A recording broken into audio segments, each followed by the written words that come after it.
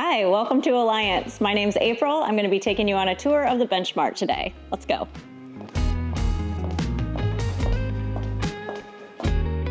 So a little bit about the Alliance story. Ryan and Coley Brady are two co-founders. They came from another manufacturer and felt like things could be improved.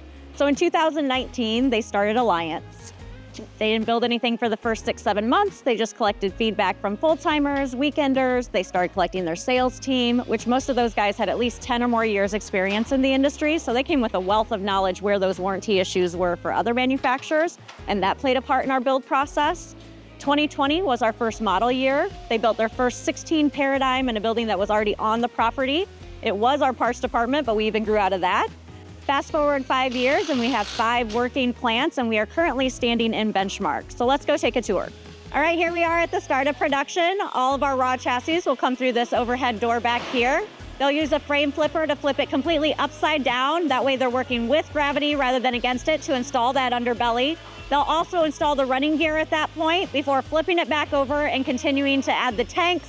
They'll start on plumbing, then it'll be shifted over to the next station for plumbing and wiring.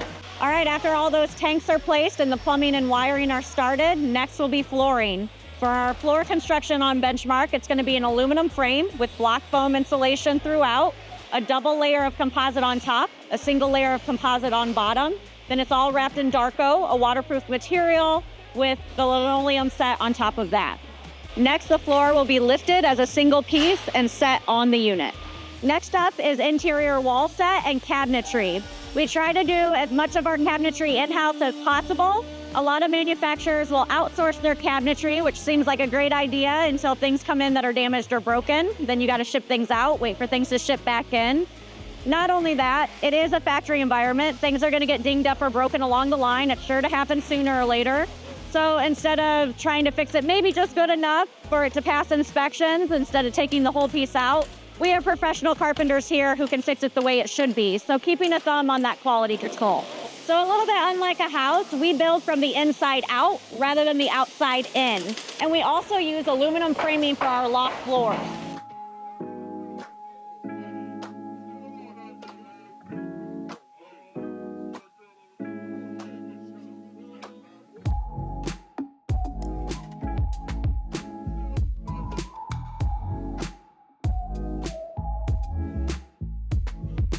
In each station, we have highly trained quality control managers who will decide when a unit can proceed forward.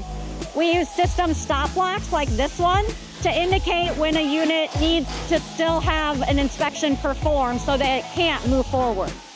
That way, nothing is slipping through the cracks.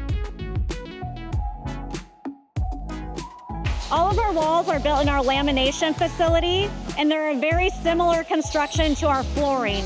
So once again, it's going to be an aluminum frame with block foam insulation. You've probably heard of the term Asdel, a composite material that a lot of manufacturers are using on the outer wall. We do too. Asdel's awesome because it won't absorb water or moisture.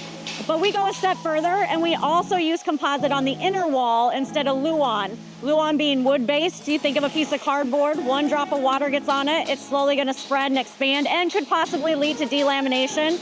We want to avoid that. So we use composite on the inner wall as well. Over in lamination, they're going to create the wall as one solid piece.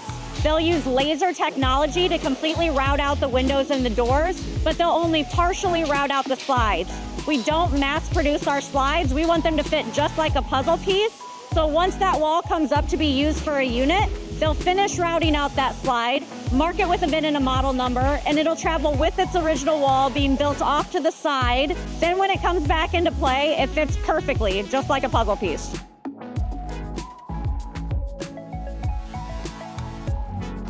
After those outer walls are set, there's going to be some more wiring, plumbing, and system checks going on before the unit moves on to roofing.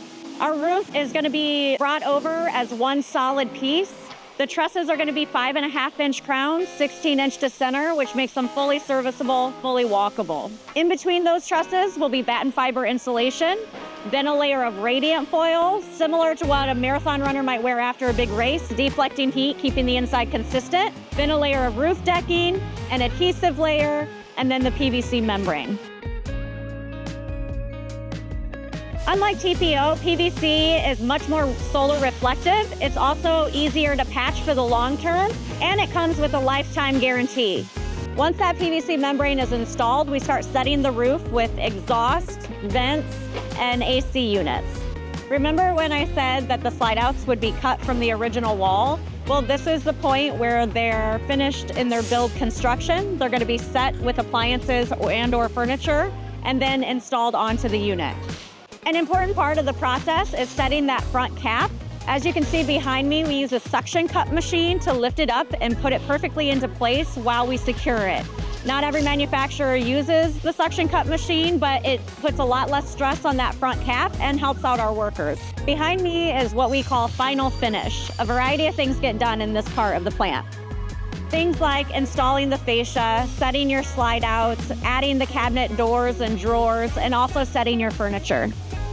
While it is an active work environment, we do pride ourselves on keeping the factory clean in between units being moved. So our final stop is PDI, pre-delivery inspection. We have over 300 points that are checked in this area. Things like a fog test to make sure everything's right with the ventilation, the shaker machine that vigorously shakes units for 15 minutes, and our rain bay where we completely douse the unit with water from every direction to make sure there's no leaks. Once a unit gets greened in our system, it's going to be taken over to our lot to wait for a transport driver. Our lot is completely paved in asphalt to better protect your investment.